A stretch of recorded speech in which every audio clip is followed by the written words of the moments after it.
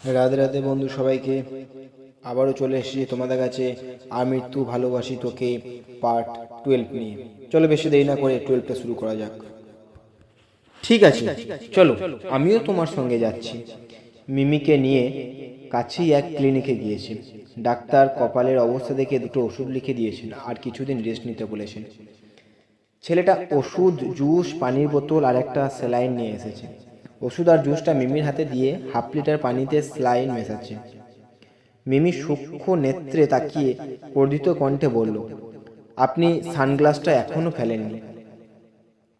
ছেলেটা সঙ্গে সঙ্গে বুক পকেটে তাকালো, সানগ্লাস বের করে সঙ্গে সঙ্গে ডাস্টবিনে ছুঁড়ে ফেলল। ধীর গতিতে বোতল ঝাঁকাতে ঝাঁকাতে বলল, আমি আন্তরিকভাবে দুঃখিত। ইচ্ছা করে তোমায় জুতোয় পা রাখিনি। বন্ধুরা পেছনে ছিল, ওরা আগে যাওয়ার জন্য ধাক্কা ধাক্কি করে সে ধাক্কায় আমিও বেসামাল হয়ে গিয়েছিলাম। সব ঠিক ছিল, পড়ে যাচ্ছিলাম, পড়ে যেতাম, কিন্তু আপনি আমাকে আটকাতে গেলেন কেন? আপনি আটকানোর চেষ্টা না করলে আপনার বুকে ধাক্কাও খেতাম না, আর আমার এভাবে কপালটাও কাটতো না। চোখের সামনে কাউকে পড়ে যেতে দেখে না ধরে থাকতে পারলাম না। মিমি ভেঙচি কেটে বলল, আসছে আমার নায়ক রে। তো আপনি কোন গাছতলা নায়ক শুনি? নায়ক হতে যাব কোন দুঃখে? আমি আরিফুল ইসলাম আরিফ, সবে দ্বাদশ শ্রেণীতে পড়াশোনা করছি। মিমি গম্ভীর কণ্ঠে বলল, আমি আপনার নাম পরিচয় জানতে চাইনি। আপনাকে বাঁচাতে গিয়ে হিরো হওয়ার বদলে কপাল কেটে এখন যে ভিলেন হয়ে গেলেন, এটা কি জাতি মেনে নেবে? আরিফ মাথা চুলকে বিড়বিড় করে বলল, সরি, আমি জাতির কাছে ক্ষমা প্রার্থী। মিমি কপাল কুঁচকে রাগেশ্বরে বলল, একটু পরপর বেসুর ও বাঁশির মতো সরি সরি বলো না তো। আপনি বরং বেশি করে আইস কিউব দিয়ে আমাকে এক গ্লাস শরবত করে দেন। শরবত টেস্ট ভালো হলে ভেবে দেখব। আরিফ মৃদু স্বরে আওড়ালো, তুমি কোন ক্লাসে পড়ো বলো তো? কেন, আমার ক্লাস নিয়ে আপনার কি কাজ? দেখে তো মনে হচ্ছে ক্লাস 6-এ পড়ো, অথচ এত পাকা পাকা কথা বলছো। সত্যি করে বলো তো কিসে পড়ো? পাকা কথা বলতে ক্লাস না, জ্ঞান বুদ্ধির প্রয়োজন হয়। যাই হোক, ক্লাস 6-এ পড়ি না। তাহলে কোন ক্লাসে পড়ো, 7 নাকি 8? মিমি শান্ত গলায় জানালো, আমি নবম শ্রেণীতে পড়ি। উত্থিত কণ্ঠে আরিফ শুধালো, নাম কি তোমার? আপনার নাম দিয়ে আপনার কাজ কি? বন্ধুদের সাবধান করব, যাতে ভবিষ্যতে কেউ কোনোভাবে তোমাকে ধাক্কা না দেয়। থাক, আপনার সাবধান করতে হবে না, আসছি আমি। আরিফ সহজ সরল প্রশ্ন, একা যেতে পারবে? কেন? যেতে না পারলে আপনি কি আমাকে বাসা পর্যন্ত দিয়ে আসবেন নাকি? না না, বলছিলাম বাসায় কল করে দিলে কেউ এসে নিয়ে যেত। হ্যাঁ, কল দিয়ে জানাই, বাড়ি শুদ্ধ এখন জড়ো হোক, আপনাকে পুলিশ ধরিয়ে দিয়ে আমাকে মারতে মারতে বাড়ি নিয়ে যান। আরিফ থতমত খেয়ে বলল, পুলিশে ধরবে মানে? কি করেছি আমি? আমাকে আহত করেছেন? পুলিশ এলে বলবো আমাকে নিহত করার চেষ্টা করেছে। আরিফ প্রশান্ত চোখে তাকিয়ে চেঁচিয়ে উঠল, কি? আমি?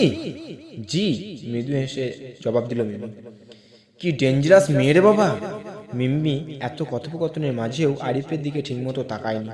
দেওয়ালে ঝুলন্ত বড় দেওয়াল ঘড়ির দিকে তাকিয়ে অবহেলায় কথা বলছে মেয়েটা। আরিফ মৃদুস্বরে বলল, স্লাইনটা খেয়ে চলো, আমি রিক্সা ঠিক করে দিচ্ছি। মিমি স্লাইন শেষ করে উঠল। আরিফ একটা রিক্সা ডেকে এনে জিজ্ঞাসা করল, কোথায় যাবে তুমি? যেখানে আমার বাড়ি। মিমি গম্ভীর কণ্ঠে উত্তর। মিমি রিক্সায় উঠে বসেছে। আরিফ আবারও বলে উঠল, সাবধানে যেও, আর হ্যাঁ, ডাক্তার কিন্তু কিছুদিন রেস্ট নিতে বলেছেন। মিমি আবার ঘাড় ঘুরিয়ে স্পষ্ট চোখের দিকে আরিফের দিকে তাকালো। লম্বা হালকা গড়নের চেহারা ছেলেটা, সামনের দিকে চুলগুলো কপালে পড়ে আছে, মাঝের গুলো সোজা হয়ে দাঁড়িয়ে আছে। ভয় আর আতঙ্কে এতক্ষণে ঠোঁট কামড়ে ঠোঁট টকটকে লাল করে ফেলেছে। আরিফের চোখ থেকে সংখ্যা এখনো ঠিকমতো কাটেনি। ছেলেটা আতঙ্কিত মুখখানা দেখে মিমির বড্ড মায়া হলো। আচমকা উঁচু গলায় বলল, আমার নাম মেহেরিনী খান মিমি। নাম শুনে চমকে তাকালো আরিফ। সাহসা কপালে কয়েক স্তর ভাঁজ পড়ল। মহান্তর গতিতে রিক্সা চলতে শুরু করেছে। মিমি ঘুরে তাকায়নি ঠিক, কিন্তু আরিফের দৃষ্টি অবিচল। দুপুরের রোদে পুকুরের পরিষ্কার পানি যেমন ঝকমক করে, তেমনি আরিফের দুটো চোখ ঝকমক করছে। কিছুক্ষণ নিষ্পলক চোখে তাকিয়ে রইল। আরিফ নির্ভয়ে দীর্ঘশ্বাস ফেলে বলল, ভাগ্য একটা অনিরুদ্ধ নিরায়ক, শোকাহত হৃদয়ের অনির্মিত সুখ। আরিফ ফাহিমের ডাকে ভোর কাটে। মন আকাশের কালো মেঘে সরিয়ে আতর্কিত হেসে উঠল।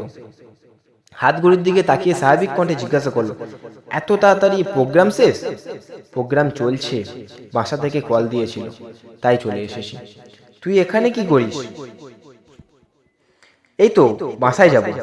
আরিফ স্বাভাবিক কণ্ঠে বলল, প্রোগ্রাম দেখলাম না তোকে।